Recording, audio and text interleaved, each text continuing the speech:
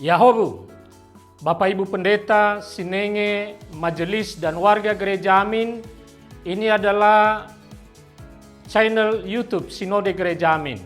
Karena itu, bagi yang mencintai Gereja Amin, tontonlah, subscribe, like, dan bagikan. Gereja Amin yang tangguh, mandiri, dan peduli. Tuhan Yesus memberkati.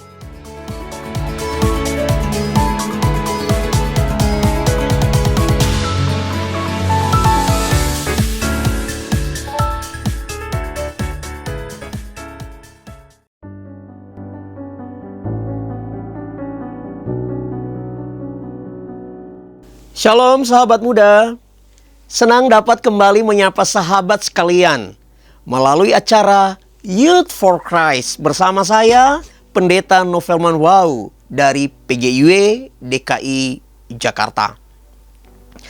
Renungan kita hari ini, Selasa 24 Desember 2024, dituliskan oleh Pendeta Theodorus Willem Noya dengan judul Terang Telah Terbit, yang didasarkan pada kitab Yesaya 9 ayat 1 sampai ayatnya yang ke-6. Sebelum membaca firman Tuhan, mari kita berdoa. Ya Tuhan, ya Allah kami kembali bersyukur kepadamu. Oleh karena kasih-Mu, Engkau telah mengutus putra-Mu yang tunggal, yaitu Yesus Kristus, datang ke dalam dunia kami untuk mengerjakan karya keselamatan.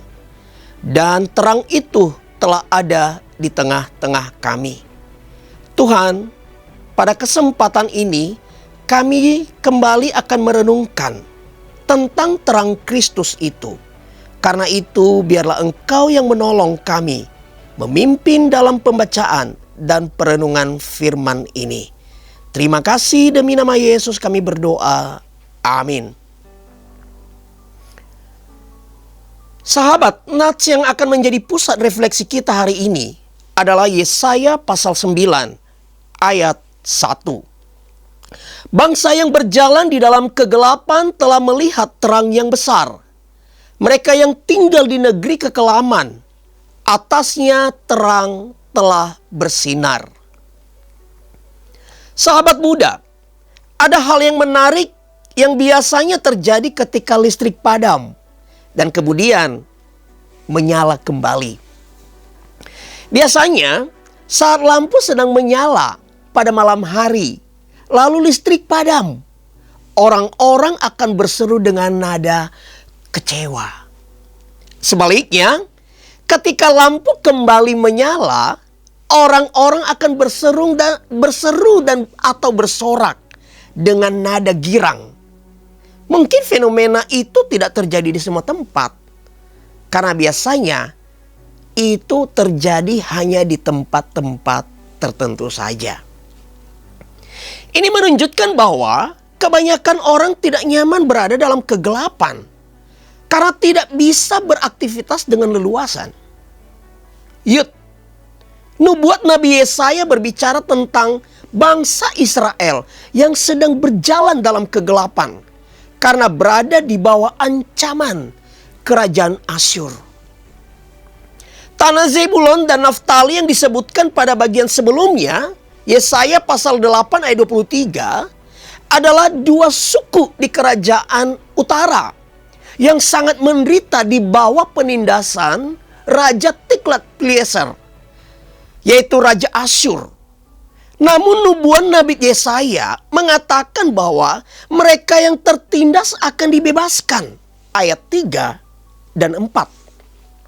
Dan yang berada dalam kegelapan akan melihat terang dan bersorak-sorai. Ayat 1 dan 2.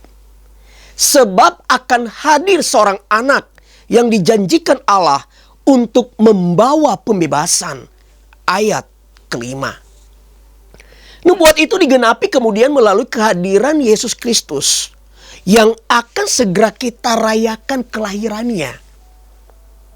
Nubuat itu juga digenapi dalam karya Yesus di Galilea, yaitu pada zaman dulu merupakan tanah Zebulon dan Naftali. Sebentar lagi kita akan merayakan Natal hari kelahiran Tuhan kita. Saat ini, jika kamu merasakan hidup seperti berjalan dalam kegelapan, inilah kabar sukacita. Terang telah terbit. Yesus yang lahir adalah terang itu. Ia membawa sukacita dan damai sejahtera. Kita berdoa.